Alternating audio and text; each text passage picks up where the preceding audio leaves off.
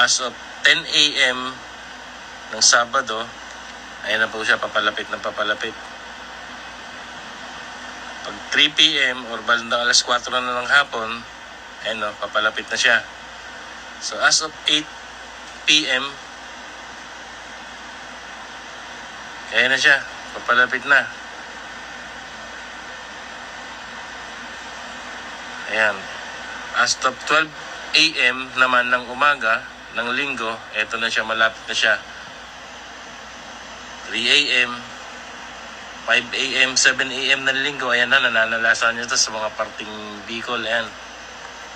Close na close niya siya dito sa Pilipinas. At as of 11 a.m., ayan na, nananalasan niya siya, ang laki ng mga sakop niya. As of 4 p.m. ng linggo, ayun na siya, papasok na siya dito sa may parting norte. So, mga bandang alas 9 ng gabi ng linggo, ayan, magla-landfall na siya.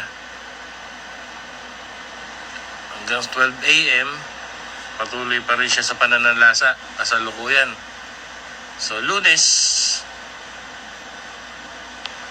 ng alas 4, hanggang alas 8, ayan, nakatawid na siya.